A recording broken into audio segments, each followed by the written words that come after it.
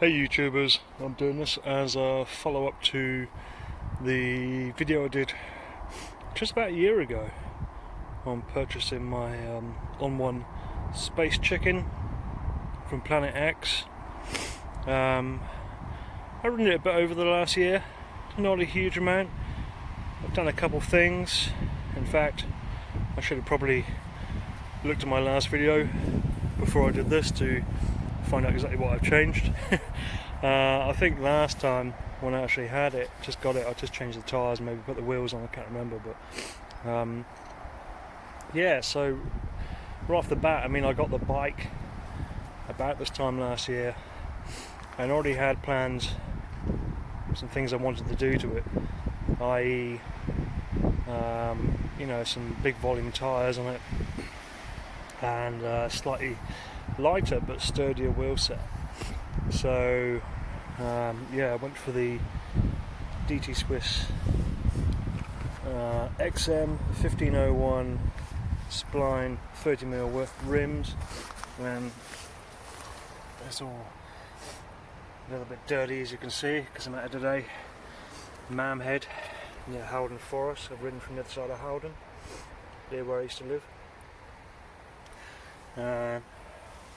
On these wheels, let me just say, these wheels are absolutely fantastic. They're basically enduro wheels and they're very light, so strong, absolutely beautiful. The infamous 240S hub, it's absolutely brilliant. So they are 30mm wide, quite stonking even on a bike like this. On that I got WTB Sendero 47C tyre, which has been really good. It can be a bit squirmy sometimes, you know, and kind of, you know, this kind of light stuff over here. If you're going through in speed, you just get a little bit of speed wobble, but they are really good. They shed mud really easily, and yeah, ample grip, good on the road as well. You can see the kind of clearance I have on this thing, which is really good.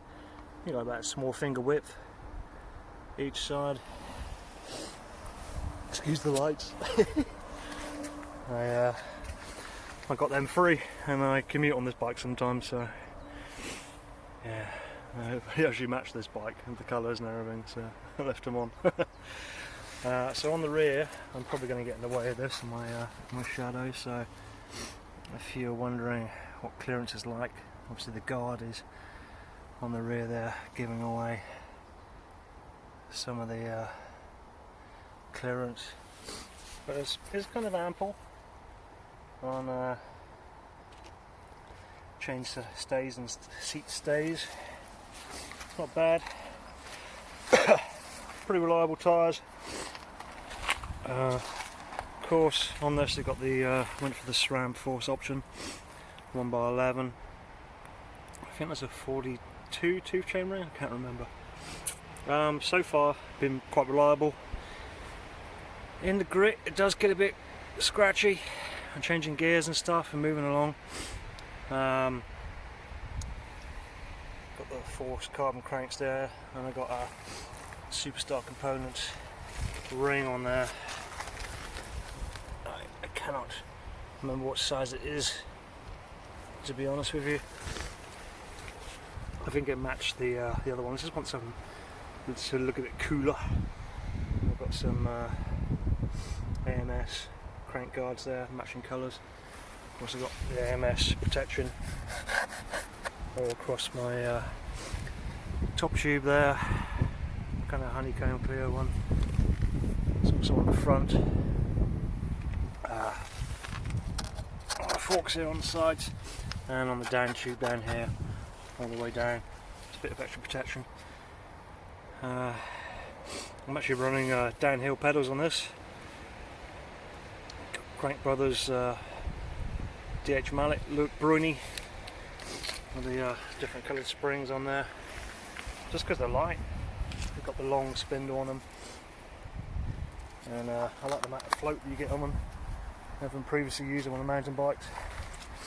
I actually got them from a mountain bike, but tried them out on this and preferred them on this.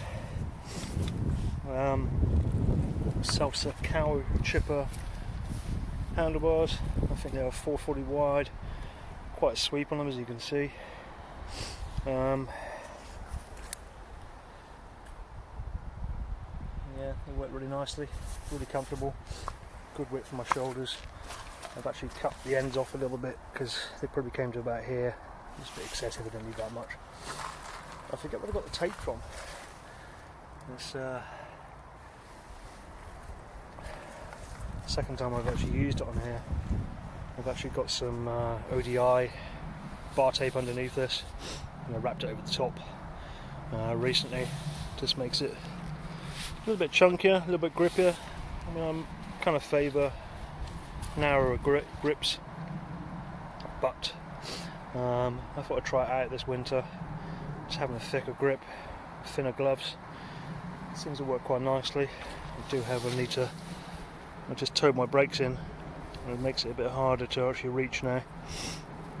And also the paddles floating a bit. I've hit this accidentally a couple of times, but the Ceramic Force Hydro stoppers have been absolutely fantastic.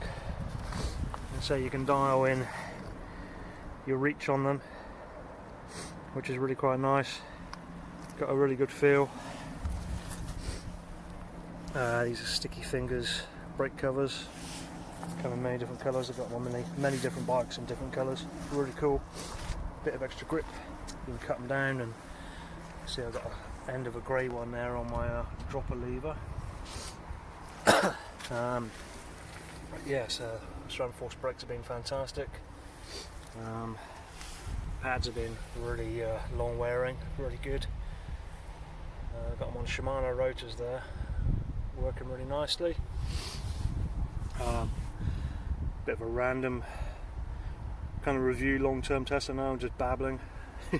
One reason I mostly chose this bike, when I was looking for a gravel monster crosser type bike, is obviously the tyre clearance, but also BSA bottom bracket, threaded bottom bracket on a carbon bike. I mean, who doesn't want that? Obviously with the 30mm axle on there, and also you know, good size seat post tube, which kind of ends down here, as you can see, for this cutout for the rear wheel, which is long enough to get the X-Fusion Manic I have on there, 30.9. I forget how much rise mine has in it actually. I've seen them go for about 100mm, but you know, obviously mine's more than that. Mine's probably about,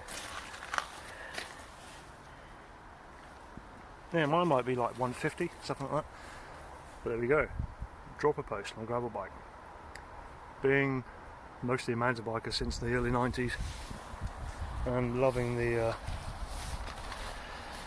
invention of the dropper post and having them on mountain bikes for years, I had to get one for this. You know, straight away. Found a good deal, and it's been absolutely fantastic. Let me just actuate that again, bear with. So as you can see, I've got a race face lever on here. Quite hard to see. Whoop, there we go. I've kind of bodged it on. It's really hard to do the bar taping with that thing on. Nonetheless, I can get this from the top of the hoods and down the drops, and a little bit back here as well, just my thumb. And you can see how as I squeeze it, just a little, and get little micro adjusts or straight up. Nice for making those little weight changes and stuff as you ride along. Been very reliable. I think it's got a little bit of a very, very tiny little wobble in it, but it's been very, very good. So this bike itself has kind of internal cable routing, which kind of stops there as it goes down the bottom bracket to a cover, which I hope is still on. Oop, drop my glasses. this cover underneath here where basically it's bare wire inside. It goes through to the outside over here. But I've actually made all this completely, you know, kind of drilled these out, these little covers. The expensive crap getting in, crapper getting anyway, and just ran it for housing inside for the rear gear and also the dropper post with stainless steel cables just for longevity. Working really nicely so far. Obviously it helps if you do this to have a little barrel adjuster which is for the dropper. It's got the barrel adjuster on the back for the rear mech. Okay, what else? Specialized power saddle. Got one for the mountain bike, which I recently changed to a Brooks Cambium C15. Loving that saddle at the moment. This is nice just because of the cutout, to save squashing your gooch and everything like that, you know, if you have trouble with that on long rides, just numbness, painfulness, etc. Really good saddle.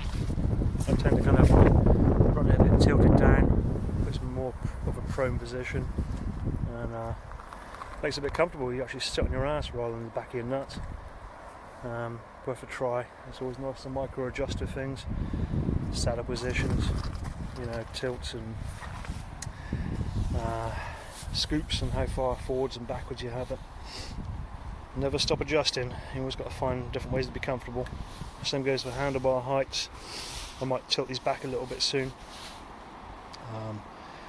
just to make it a little bit more comfortable on the downs. It's good enough, but because these are quite, you know, there's a lot of purchase on those when going down, for sure. What else? So the redshift stem, yeah, got tie bolts on this sucker, because I like putting tie bolts on everything. I think there's pretty much tie bolts everywhere on this thing, like most of my mountain bikes. This thing's been very good. I cannot remember which last time I got on it. It doesn't move that much. It's hard to kind of see, but it is noticeable. And when you're flying down some really gnarly stuff, it's nice just to have a little bit of shock absorption, and that really helps. I think it's like 110 mil, that one, with I can't remember what rise it is, to be honest with you. Just a nice bit of kit. Yeah, it's a little bit weightier than some stems, but lovely little bit of kit. I've got I think there's an Altura bag on here, which should really go up here, but I chose to put it there because it works really nicely. Good sealed bag for the elements.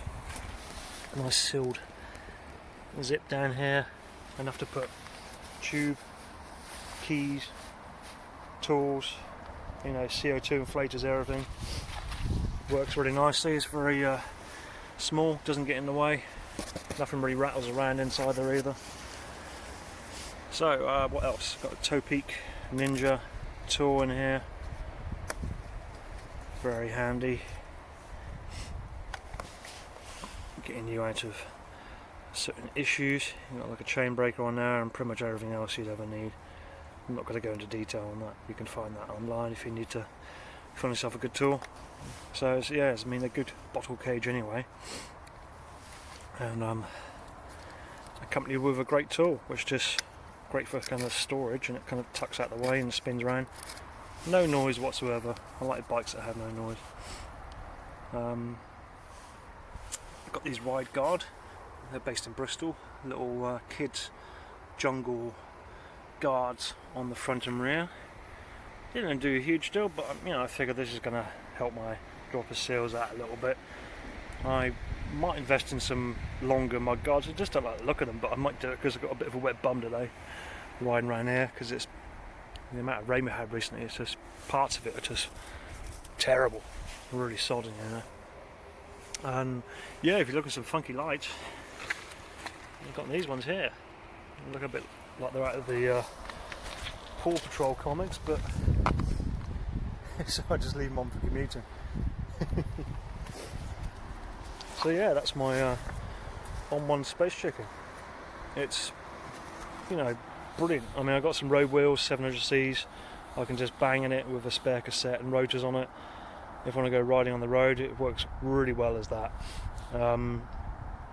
With the dropper post, you know, you can just take it bloody anywhere you want to, really. It's absolutely fantastic. It's comfortable at slow speed, it's very comfortable at fast speed. It's amazing. If you're looking for a cheap carbon gravel bike where you can put some stonking big tyres in it, you know, not massive but still big by gravel standards, then I recommend this to you. It is really good fun, and it's really good fun to make it your own as well, you know. Cool. Anyway, I'm going to go continue the rest of my ride around here on these far roads and bits of single track, and try and find little spurs off into the woods if I can. If you have any questions regarding my build or any of the products and stuff, please comment below. I hope this video has been enjoyable and I haven't sounded like an idiot babbling on. Cheers!